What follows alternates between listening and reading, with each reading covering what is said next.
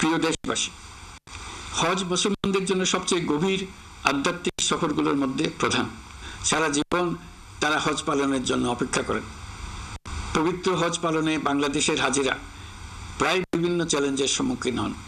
ভাষাগত বাধা, স্বাস্থ্য ঝুঁকি, অতিরিক্ত ভিড়, প্রশাসনিক জটিলতা এবং লজিস্টিক সমস্যা সহ নানা অসুবিধা।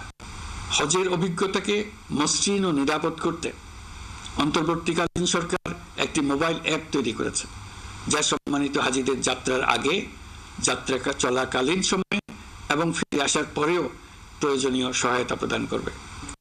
বাংলা ভাষায় রিয়েল টাইম নির্দেশনা ও সহায়তা প্রদান করবে। সরকার সমর্থিত বিশেষ ডেবিট কার্ডের মাধ্যমে বিদেশের স্থানীয় মুদ্রায় আর্থিক লেনদেন নিশ্চিত করবে। লাগেজ যাতে হারিয়ে না যায় তার জন্য লাগেজ ট্র্যাকিং এর ব্যবস্থা থাকবে। মোবাইল ফোনের মাধ্যমে হজযাত্রীরা প্রত্যেক দিন ওই দিনের করণীয় ও যাতায়াতের বিস্তারিত বিবরণ জানতে পারবেন। যেদিন যে দোয়া পড়তে হবে সেটা স্মরণ করিয়ে দেবে। যেসব পবিত্র স্থানে যাবেন সেসবের ছবি সহ ইতিহাস বর্ণনা করবে।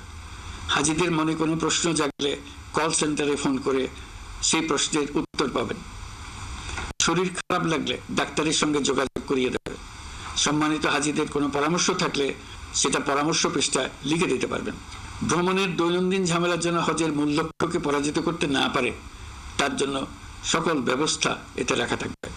প্রিয় দেশবাসী, আপনারা শুনেছেন আমি স্টারলিংকের প্রতিষ্ঠাতা এবং বিশ্বের শীর্ষ ধনকুবের স্পেস এক্স ও টেসলার এর মালিক এলন মাস্কের সঙ্গে ফোনে আলাপ করে বাংলাদেশে স্টারলিংকের কার্যক্রম শুরু করার আহ্বান জানিয়েছি। সে অনুসারে কোম্পানির প্রতিনিধিরা এখন বাংলাদেশে তাদের কার্যক্রম শুরুর আয়োজন করছে। তাদের সঙ্গে 3 মাসের মধ্যে বাণিজ্যিক চুক্তির চূড়ান্ত কাজ চলছে। স্টারলিংকের মাধ্যমে স্বল্প মূল্যে উচ্চগতির ইন্টারনেট বাংলাদেশের ডিজিটাল জগতে একটা বিপ্লব আনবে। স্টারলিং সেবা চালু হলে দেশের প্রতিটি গ্রাম, দ্বীপাঞ্চল, দুর্গম পাহাড়ি অঞ্চল অতি উচ্চগতির ইন্টারনেট সেবার আওতায় চলে আসবে। স্টারলিং চালু হলে ভবিষ্যতে কোনো সরকার ইন্টারনেট সেবা বন্ধ করে মানুষকে আর তথ্যবন্দী করার কোনো সুযোগ পাবে না।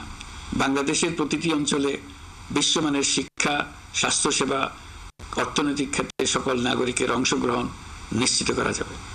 আমাদের নতুন প্রজন্ম দেশের যে কোনো প্রত্যন্ত অঞ্চলেই থাকুক না কেন, তারা বিশ্ব নাগরিক হয়ে গড়ে ওঠার সুযোগ পাবে। সরকার যুব উদ্যোক্তা নীতি 2025 প্রণয়ন করেছে।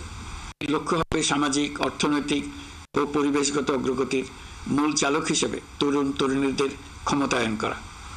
এই নীতি টেকসই উন্নয়ন লক্ষ্যমাত্রা অর্জনের উপায় হিসেবে সফল উদ্যোক্তা তৈরিতে সহায়ক হবে।